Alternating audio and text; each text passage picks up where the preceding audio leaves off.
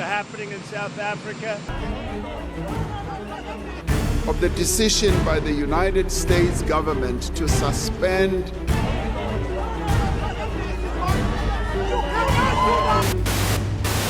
It was not our choice to come home, but we come home with no regrets. Fellas, South Africa is going through the most again. The relationship between South Africa and the US has gone south. The United States of America has cut military aid to South Africa and has asked all students, military students from South Africa, to leave the country and go back to Johannesburg. Imagine yourself, you're working in a work environment where the manager seems not to like you. And this is new because he used to laugh with you before. You used to be cool. You used to have tea breaks together and have a little chat. He even made a comment in the past saying that you're doing a very good job and they should review your work and your salary perhaps, or your position. But things have just changed. He's not the same person anymore. And apparently the treatment you're getting is really unfair. Everything you try to do is misinterpreted. And you're asking yourself, how do I resolve this? Should I try to be friendlier? Should I try harder? Because everything I try to do apparently just goes south. How do you react to this? Then you think about it when your friend reminds you, listen, do you remember a while back, one of your other friends had an issue with the company? They were trying to mistreat him. And you came as a witness to your friends against the company to a court of law, where your friend perhaps thus far seemed to be winning the court case. Could this be perhaps the reason why the manager's attitude or the team leader toward you has changed? Now the other question is this one. Is there anything you can do about it in that situation? Is there anything you can do for the company or for the team leader or perhaps for the manager in order for you to be perceived differently and be treated appropriately with all fairness? Or the case is just completely lost since you stood against the company on behalf of your friend? Is there perhaps a way to touch the manager's heart away from the company's policies? Is that a possibility? Fellas, South Africa is going through the most right now. They have a very strained relationship with the United States of America. And the United States of America, who is the world's biggest economy, is reportedly cutting military ties with South Africa and expelling its military attaché. What's up, everybody? I hope you're doing good. It's a beautiful day. Thank you very much for coming by. You are very much appreciated. This is your first time. Welcome. Welcome home, brother. You want to know about Africa? This is the place where you want to be. I know you're going to find some videos on YouTube. They're quite nice, but not this nice. This is where we talk about everybody. We sometimes bash each other for the good. Yes, we bash everybody. Bash every country. Nigeria, Uganda, Tanzania, South Africa. Some of us don't like it, but we're still going to bash you. It's okay. The objective is to move forward and be great. Okay, so if you like it, please join us. Click on the button, subscribe so you can be part of the family. So yeah, let's get back on track. Okay, South Africa, here's the map. Beautiful place, lovely people. One of the biggest economies in Africa. There have been a lot of turmoil between South Africa and the United States of America recently. The US has cut military ties with South Africa, and they have asked soldiers and all these people that are training militarily in the United States to go back to Johannesburg. And this has happened right after the US asked the South African ambassador to take his staff and return to South Africa, after he had made a comment about the United States of America external policies. Then the US says, well, you don't have the right to say all that. You are anti-American for saying things that you said. Well, listen to what he said. I think what Donald Trump is launching is an assault on incumbency, those who are in power, by mobilizing a supremacism against the incumbency at home, and I think I've illustrated abroad as well. And do you think that he's anti-American? I don't know. Americans believe he's anti-American, therefore he must leave the country and go back to South Africa. The ambassador went back to South Africa and was applauded by people. They were very happy to see him. You know, they say, praise God, our comrade is back. He's not going to bend over under pressure, and he's not going to do it. Now, what's happening right now? The United States have cut ties and aid. This includes the suspension of key programs such as international military education and training, foreign military financing, and foreign military sales. So let's get back to that. They have cut international military education and training, meaning South African soldiers and military personnel used to go to America for training. I know a lot of us didn't know that. It's interesting, isn't it? They have cut out foreign military financing. So the United States of America used to finance South Africa to a certain extent with regard to its military. That is off now. I'm sure a lot of you didn't know that. They've cut out foreign military sales, meaning all things related to sales from America to South Africa, whether it's equipment or any other thing, it's done now. I know a lot of you didn't know that. Now you know it. Now, the memo further directs that all bilateral and multilateral peacekeeping operations involving South Africa are paused. No more South Africa involved in any of those, with no new cases or modification to existing agreements permitted. So, fellas, South Africa right now with America, it's done. Now, practically, what does this mean? We're going to try to understand. This is going to impact South African students. These actions have adversely affected South African students engaged in military-related studies in the United States. The suspension of military cooperation and expulsion of the ambassador have created uncertainties regarding the status of South African military students in the US, potentially disrupting their education and training. Now, let me remind you here again, this is just a week after the US expelled Ibrahim Rasool, the South African ambassador to the United States of America.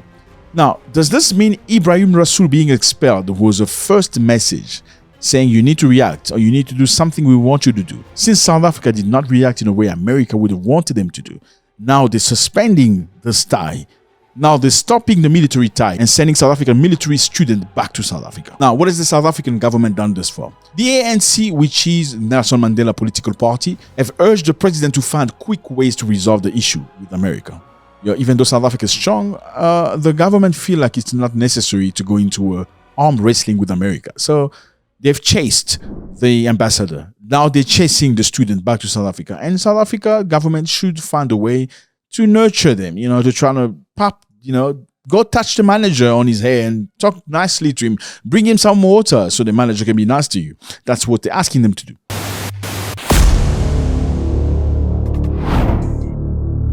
Risk number one, a lot of people are worried in speculation that South Africa could be kicked out of AGOA. AGOA is the African Growth Opportunity Act. It was literally created with the goal of helping many African countries to export their goods into the American market without necessarily having to pay taxes or with preferable treatment. You as an African country, you produce goods, agriculture, textile or anything, you can take those goods to America and sell them at a very normal price without having to pay rates and taxes or very expensive price, which obviously is great for your country. And South Africa is the biggest beneficiary of AGOA. And expelling South Africa off of AGOA will be a big blow to the South African economy. Now, how does South Africa benefit from AGOA? You're certainly asking yourself. South Africa's automotive industry is a significant beneficiary with substantial export of vehicle and automotive components to the US. South Africa produces cars and car components that are sold and bought in the United States of America. Let me just remind you here, Mercedes-Benz and some other German companies have plants in South Africa that produces cars and put them together, especially the C-Series. So you love BMW and Mercedes, you probably get yours from America coming from South Africa. And that's a big market for South Africa. So stopping that is going to be a big blow to South Africa. Number two, South Africa produces textile. So textile and apparels will be hit. Mineral resources from South Africa being exported to the United States of America will be hit. Other key exports are agriculture. Citrus fruit are exported. Wine from South Africa is exported. Nuts from South Africa exported. Various processed foods. So in other words, a big chunk of the economy of South Africa is linked to the United States of America, which is the second biggest trader with South Africa, number one being China. So South Africa, as much as you can say, Mr. Manager, you can go shove it up your, it is very difficult because this means your salary won't be the same anymore. And trust me, you just brought in your sister's child to your house to help him with university. Now, things are going to change very quickly. The benefits are going to go down. How do you handle this? Do you push back saying, hey, you're not going to disrespect me like this? The tit and touch, you send my manager back, I send yours back. You send my ambassador back, I send yours back.